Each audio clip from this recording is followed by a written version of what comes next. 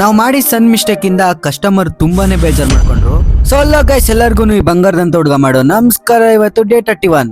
So guys, ಇವತ್ತು ನಮಗೆ 3 polo T shirt order ಬಂದಿತ್ತು. ಸೊ ಅವ್ರ ನಂಬರ್ ಮತ್ತೆ ಅವ್ರ ನೇಮ್ ನ ಟಿ ಶರ್ಟ್ ಮೇಲೆ ಪ್ರಿಂಟ್ ಮಾಡ್ಬೇಕಿತ್ತು. ಹಂಗೆ ಅವ್ರು ಕಳ್ಸಿದಂತ ಡಿಸೈನ್ ಲಯನ್ದು ಕೂಡ ಪ್ರಿಂಟ್ ಮಾಡ್ಬೇಕಿತ್ತು.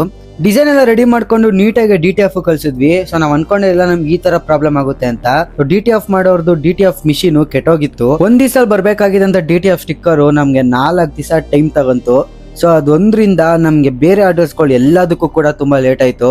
ಸೊ ಈ ಪ್ರಾಬ್ಲಮ್ ಇಂದ ತುಂಬಾ ಜನ ಕಸ್ಟಮರ್ಸ್ ನಮ್ಮ ಮೇಲೆ ಬೇಜಾರ್ ಮಾಡ್ಕೊಂಡ್ರು. ಸೊ ಗೈಸ್, ಕೆಲವೊಂದು ಸತಿ ಈ ತರ ಆಗುತ್ತೆ. ಸೊ ಆ ಸಮಯದಲ್ಲಿ ನಾವೇನ್ ಮಾಡ್ಬೇಕು ಅಂತ ನಮಗೂ ಗೊತ್ತಾಗಲ್ಲ. ಸೊ ಕಸ್ಟಮರ್ ತುಂಬಾ ಟ್ರೈ ಮಾಡ್ತೀವಿ ಕನ್ವಿನ್ಸ್ ಮಾಡೋದಕ್ಕೆ. ಕೆಲವೊಂದಷ್ಟು ಜನ ಕನ್ವಿನ್ಸ್ ಮಾಡ್ಕೊಂತಾರೆ, ಕೆಲವಷ್ಟು ಜನ ಇಲ್ಲ ನಮ್ಗೆ ಅರ್ಜೆಂಟ್ ಬೇಕಿದೆ, ಇಲ್ಲ ಅಮೌಂಟ್ ವಾಪಸ್ ಹಾಕಿ ಅಂತ ಕೇಳ್ತಾರೆ. ಸೊ ಅಂತವ್ರಿಗೆ ನಮ್ ಕಡೆಯಿಂದ ಮಿಸ್ಟೇಕ್ ಆಗಿರೋ ಕಾರಣ ನಾವು ಅಮೌಂಟ್ ಕೂಡ ವಾಪಸ್ ಹಾಕಿದೀವಿ.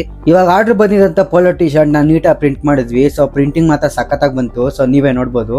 ಸೊ ನಮ್ಮ ಏರಿಯಾ ನಿಯರ್ ಬೈ ಇದ್ದಿದ್ಕೆ ನಾನೇ ಹೋಗಿ ಡೆಲಿವರಿ ಕೊಡೋಣ ಅಂತ ನಾನೇ ತಗೊಳೋದೆ. ಸೊ ಅಲ್ಲಿ ಹೋದಾಗ ಗೊತ್ತಾಯ್ತು ನಮ್ಮ ಫಾಲೋವರೇ ನಮ್ಗೆ ಆರ್ಡರ್ ಕೊಟ್ಟಿದ್ರು ಅಂತ. ಸೊ ಅವರು ಕೂಡ ಅಲ್ಲಿ ಬಂದು ಆರ್ಡರ್ನ ಇಸ್ಕೊಂಡ್ರು. ಸೊ ತುಂಬಾ ಖುಷಿ ಪಟ್ರು. ಸೊ ಗೈಸ್, ನಿಮ್ಗೆ ಯಾರು ಕಸ್ಟಮೈಸ್ ಟಿ ಶರ್ಟ್ಸ್ ಬೇಕಿದ್ರೆ ನಮ್ಮ ಪೇಜ್ ನ ಫಾಲೋ ಮಾಡ್ಕೊಂಡು ನಮ್ಗೆ ಮೆಸೇಜ್ ಮಾಡಿ.